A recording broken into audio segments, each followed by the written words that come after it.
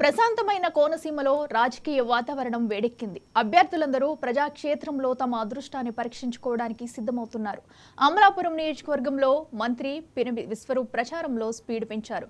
జగన్ మరోసారి సీఎం కావడం ఖాయమని, పవన్ కళ్యాణ్ అభిమానులంతా జగన్ కి ఓటేస్తారంటున్న మంత్రి విశ్వరూప్తో మా అసోసియేట్ ఎడిటర్ రవిశంకర్ విల్లా ఫేస్ టు ఫేస్.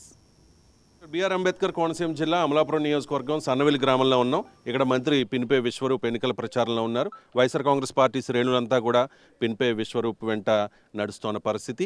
మరొక్కసారి జగన్ అధికారంలోకి రావాలి అంటూ ఇక్కడ శ్రేణులందరూ కూడా పిలుపునిస్తూ ఉన్నారు. మంత్రి విశ్వరూప్ మనతో ఉన్నారు. విశ్వరూప్ గారు నమస్కారం.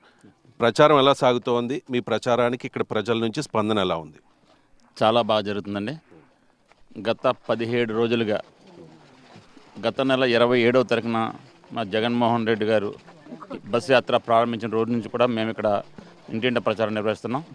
రోజుకి 2 పంచాయతీలు చొప్పున, పెద్ద పంచాయతీ అయితే మేజర్ పంచాయతీ ఒక పంచాయతీ చొప్పున మరి ప్రచారం చేస్తూ ప్రతి ఒక్కరిని కలుస్తూ జగన్మోహన్ రెడ్డి గారు యొక్క పరిపాలనకి రిఫరెండంగా మీరు తీర్పు ఇవ్వాలని అడుగుతున్నాం. అదేవిధంగా గత 5 సంవత్సరాల సంక్షేమ పాలన అందుకున్న ప్రజలందరూ కూడా వైఎస్ జగన్మోహన్ రెడ్డి గారు ముఖ్యమంత్రి కావాలని ఉత్సాహంతో చెప్తున్నారు. ఇప్పుడు 3 పార్టీలు కలిసాయి కదా, మీరేమో సింగిల్ పార్టీ, మరి ఒక పార్టీ 3 పార్టీలను ఎదుర్కోగలుగుతుందా? పార్టీలు కలిసే కార్యకర్తలు కడతారు తప్ప ప్రజలు మాత్రం ఒకటే. ఉదాహరణకు 2,15,000 ఓటర్లు ఉంటే ఆ 2,15,000లో 15,000 మందే వివిధ పార్టీల కార్యకర్తలు ఉంటారు. వాళ్ళు కలుస్తారు. కార్యకర్తలుగా వాళ్ళ యొక్క డామినేషన్ ఎక్కువ ఉండొచ్చు. కానీ మిగిలిన 2 లక్షల ప్రజలు మాత్రం గత 5 సంవత్సరాల పరిపాలన మీద రిఫరెండంగా తీర్పు ఇస్తారన్న భావన మాకుంది. తప్పనిసరిగా సంక్షేమం అందుకున్న ప్రతి ఒక్కరూ, ఉదాహరణకి దాదాపు 79 లక్షల మంది డ్వాక్రా రుణమాఫీ ద్వారా లబ్ధి పొందారు. అదేవిధంగా 66 లక్షల మంది వికలాంగులు కానీ, వితాంతులు కానీ, అదేవిధంగా వృద్ధాప్య పెన్షన్ అందుకున్న వారు కానీ దాదాపు 66 లక్షల మంది. వాళ్ళంతా ఈవేళ జగన్మోహన్ రెడ్డి గారు మళ్ళీ ముఖ్యమంత్రి కావాలని కోరుకుంటున్నారు.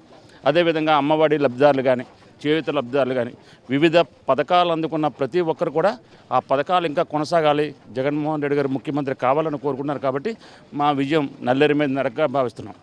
రైట్. అంటే ప్రతిపక్షాలు ఇన్ని ఆరోపణలు చేస్తూ ఉన్నాయి కదా జగన్మోహన్ రెడ్డి ప్రభుత్వం మీద. మీరు కూడా మంత్రివర్గంలో ఉన్నారు. రీసెంట్గా మోదీ వచ్చి కూడా ఈ మంత్రివర్గం అంతా దోపిడీ, ఇంకా దేశంలో ఏ మంత్రివర్గం లేదు అని చెప్పి కూడా కామెంట్ చేసిన పరిస్థితి. సో ఏంటి మరి ఈ అరాచకం అంటూ ఉన్నారు, దోపిడీ అంటూ ఉన్నారు, మట్టి ఇసుక అని చెప్పి ఆరోపణలు చేస్తూ ఉన్నారు. ఈ ఆరోపణలకు ఒక మంత్రిగా మీరు ఇచ్చే సమాధానం? కేంద్ర ప్రభుత్వం వాళ్ళ చేతిలో ఉంది. ఈ యొక్క ఎంక్వైరీ చేసే అధికారం వాళ్ళ చేతిలో ఉంది. వాళ్ళ చేతిలో వివిధ నేర విభాగ పరిశోధన సంస్థలు వాళ్ళ చేతిలో ఉన్నాయి. వాళ్ళు విచారం చేసుకోవచ్చు. నిజంగా దోపిడీ జరిగితే మోడీ గారు చూస్తూ ఊరుకుంటారా? తప్పనిసరిగా చర్యలు తీసుకున్న అధికారం వాళ్ళకు ఉంది. కాబట్టి ఇది కేవలం వారి యొక్క కూటమి గెలుపు కోసం మాట్లాడిన మాటలు తప్ప వారి మనసులో నుంచి వచ్చిన మాటలుగా మేము భావిస్తలేదు. తప్పనిసరిగా మాకు ప్రజాబలం ఉంది. రాబోయే ఎన్నికల్లో జగన్మోహన్ రెడ్డి గారు 130 స్థానాల పైచిలకు మెజార్టీతో మేము అధికారాన్ని కైవసం చేసుకుంటున్నాం.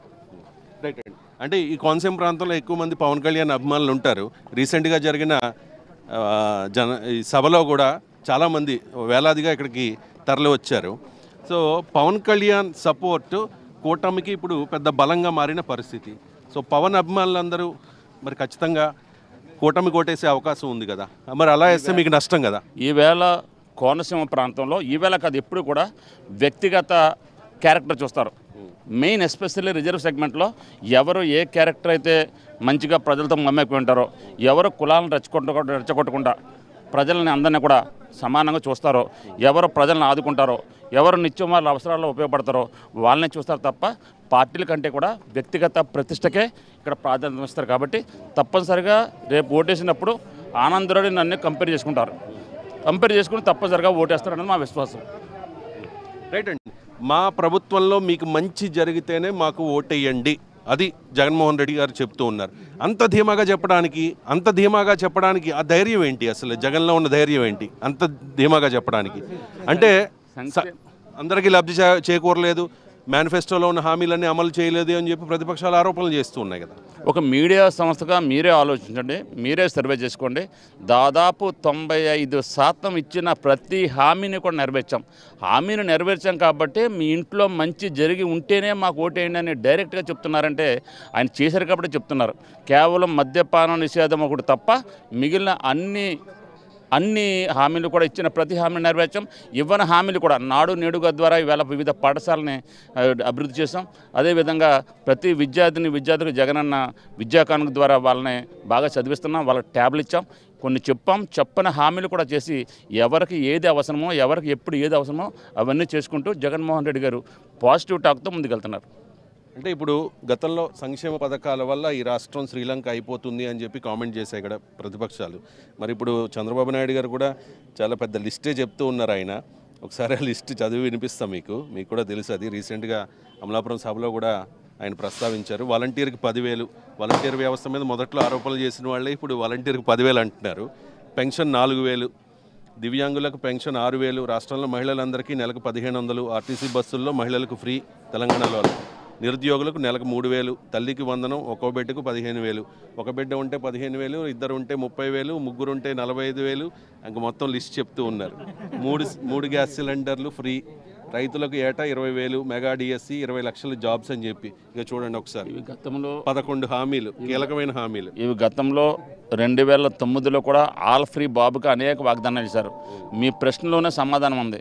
ఆయనే ఈ యొక్క సంక్షేమ కార్యక్రమం వ్యతిరేకిస్తారు, ఆయనే ఈవేళ సంక్షేమ కార్యక్రమం లిస్ట్ చెప్తారు, ఆయనే వాలంటీర్ వ్యవస్థను వ్యతిరేకిస్తారు, ఆయనే వాలంటీర్లు బాగా పనిచేస్తున్నారు, వాళ్ళకి 10,000 చేతలు ఇస్తున్నారు. ఆయన 2 నాలుకల ధోరణికి ఇదంతా నిదర్శనం. ప్రజలు గమనిస్తున్నారు. గతంలో మనం చూసాం. ఒకే ఒక ఉదాహరణ చెప్తాను. 2 సార్లు ముఖ్యమంత్రిగా పనిచేస్తారు చంద్రబాబు నాయుడు గారు. రాజశేఖర రెడ్డి రాకముందు 2004 ముందు 2 సార్లు ముఖ్యమంత్రిగా అవకాశం ఇచ్చినా కూడా కనీసం 50 రూపాయలు ఉన్నటువంటి వితంతు పెన్షన్, వికలాంగ పెన్షన్ 60 చేయలేకపోయాడు. 70 రూపాయలైన వృద్ధాప్య పెన్షన్ 80 రూపాయలు చేయలేకపోయాడు. 10 రూపాయలు పెంచలేని వ్యక్తి ఈవేళ జగన్మోహన్ రెడ్డి గారు 3,000 రూపాయలు పెన్షన్ ఇస్తున్నాడు. రేపు మేనిఫెస్టోలో ఏమొస్తుందో చూద్దాం. గతంలో 2014 వరకు చంద్రబాబు నాయుడు గారు పరిపాలన చేశారు. ఇక్కడ 2014 నుంచి 19 వరకు, 2014 నుంచి 19 వరకు ఆ సమయంలో కేవలం 36 లక్షల మందికి ఆయన ప్రశ్నిస్తే ఈవేళ జగన్మోహన్ రెడ్డి గారు 66 లక్షల మందికి ప్రశ్నిస్తున్నారు. అంటే దాదాపు రెట్టింపు. వాళ్ళు 1000 రూపాయలు చెప్పిన ప్రశ్నిస్తే మేము 3,000 ప్రశ్నిస్తున్నాం. కాబట్టి ఏదైనా సంక్షేమ కార్యక్రమాల్లో చేయాలంటే జగన్మోహన్ రెడ్డి గారి కుటుంబం, రాజశేఖర రెడ్డి గారు, జగన్మోహన్ రెడ్డి గారు తప్ప మరొకరు కాదు. ఫీజు రింబర్స్మెంట్ చెప్పారు రాజశేఖర రెడ్డి గారు. ప్రతి ఒక్కరు పిల్లలు కూడా చదువుకున్నారు. ఇంజనీర్లు గాను, డాక్టర్లు గాను, విదేశాల్లో వీళ్ళు సెటిల్ అయ్యారు. ఫీజు రింబర్స్మెంట్ చంద్రబాబు నాయుడు గారు ఏ విధంగా తూట్లు పడిసారు మనం చూసాం. 30% స్లాబ్ ఇప్పించడం ద్వారా ₹1,00,000 ఫీజు ఉంటే 30,000 రూపాయలు ప్రభుత్వం ఇస్తే 70,000 తల్లిదండ్రులు కట్టుకునే విధంగా, ఆ విధంగా ఆయన పెన్షన్ యొక్క ఈ స్కీమ్స్ని తూట్లు పొడుస్తారు. గతంలో కూడా నిరుద్యోగ భృతి ప్రకటించారు, ఎక్కడ ఇవ్వలేదు. డ్వాక్రా రుణమాఫీ అన్నారు, ఎక్కడ ఇవ్వలేదు. ఆయన పథకాలు కేవలం ఎన్నికల వరకే ఆయన మేనిఫెస్టో, ఆయన సంక్షేమ కార్యక్రమం తప్ప మా పథకాలు చెప్పిన ప్రతి మాట కూడా అమలు చేసే ప్రభుత్వం జగన్మోహన్ రెడ్డి గారు. చంద్రబాబు నాయుడు గారికి జగన్మోహన్ రెడ్డి గారికి ఉన్న తేడా ఒకటే, కేవలం ఆయన చెప్పాడంటే చేస్తాడు జగన్మోహన్ రెడ్డి గారు. చంద్రబాబు నాయుడు గారి హామీలు ఎన్నికల వరకే ఉంటాయి. ఎన్నికలు దాటిన తర్వాత హామీలన్నీ కూడా పక్కెళ్తాయి. రైట్ అండి. పవన్ కళ్యాణ్ మీ అధినేత జగన్మోహన్ రెడ్డి మీద చేసే ఆరోపణలకి మీరేం చెప్తారు? ఆయన చెప్తూ ఉన్నారు, జగన్ నిన్ను అధపాతాళానికి తొక్కేస్తాను అని చెప్పి. అది వారి విజ్ఞతగా వదిలేస్తున్నాం. పవన్ కళ్యాణ్ అభిమానులంతా కూడా నాతో పనిచేస్తున్నారు. మంత్రి విశ్వరూప్ చాలా కాన్ఫిడెంట్గా చెప్తూ ఉన్నారు, ఖచ్చితంగా ఈసారి అమలాపురంలో వైఎస్ఆర్ కాంగ్రెస్ పార్టీ జెండా మరొకసారి ఎగరబోతోందనే విశ్వాసం వ్యక్తం చేయడంతో పాటు ఈసారి ఖచ్చితంగా జగన్మోహన్ రెడ్డి మరొకసారి ముఖ్యమంత్రి కాబోతూ ఉన్నారు అంటూ చెబుతోన్న పరిస్థితి. కెమెరా పర్సన్ శివాతో రవిశంకర్ వెళ్ళ, అమలాపురం నియోజకవర్గం.